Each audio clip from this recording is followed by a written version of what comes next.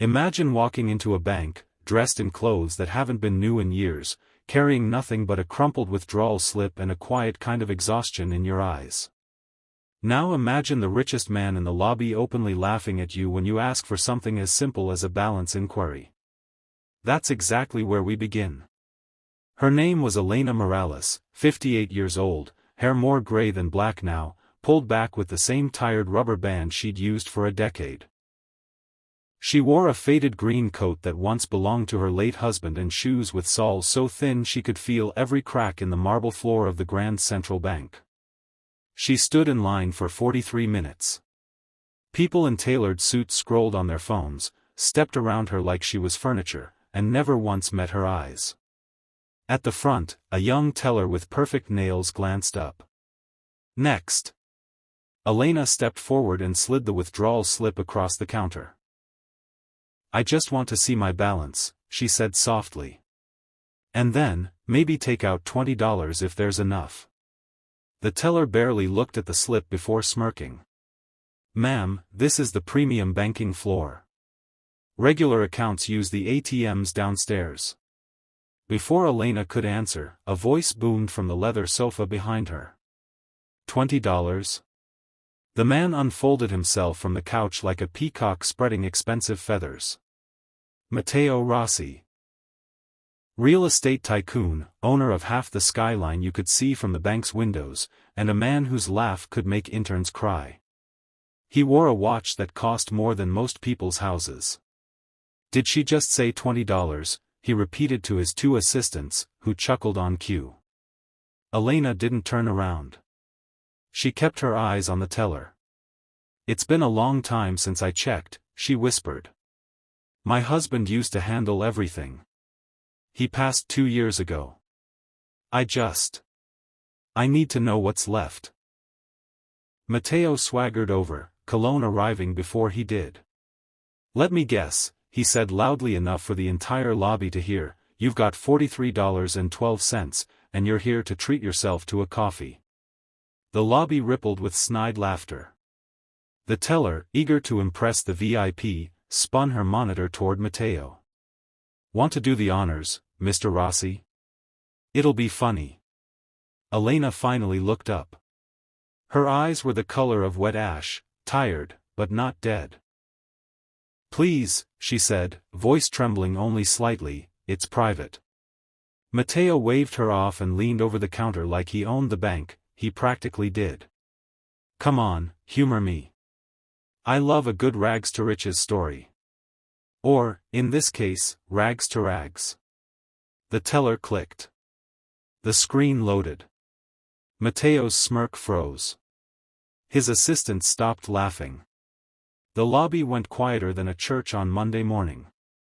The balance read $187,421,009.47. $187 million. And change. Matteo blinked. Then blinked again. That can't be right. System glitch? The teller, now pale, double-checked the account number on Elena's slip. "No glitch, sir. That's the Morales Family Trust. It's been sitting here since 1998. Compounding. Untouched." Elena let out the smallest exhale, something between a sigh and a sob. "Is it really still there?" she asked no one in particular. "All of it?" The teller nodded dumbly. Matteo tried to recover. He forced a laugh that sounded like a cough. "Well, congratulations, I guess. Must be some distant uncle or—" "My husband," Elena cut in, voice suddenly steady. "He wasn't a businessman like you. He fixed copying machines. Xerox, mostly. Spent 38 years driving all over the state repairing them for schools, law firms, churches. Every bonus, every overtime check, every Christmas check his company gave, he put it in that account. Said one day the world would try to tell our daughter she couldn't afford college because of the chair she sat in. He wanted to make sure money was never the reason she couldn't chase whatever dream God gave her. She looked around the lobby now, meeting every stare that had ignored her minutes ago. Our daughter, Sophia, she was born with cerebral palsy. Doctors told us she'd never walk. Carlos told them they were wrong about a lot of things. He worked double so we could buy her the best therapy, the best chairs, the best doctors. But the one thing he was stubborn about was never touching that trust. "That's Sophia's freedom fund," he said. "Not ours." Mateo opened his mouth. Nothing came out. Elena continued, softer now. "When Carlos died, the medical bills came fast. I sold the car, the furniture, everything we could. I started cleaning offices at night just to keep the lights on. I thought the account had been drained years ago for her surgeries.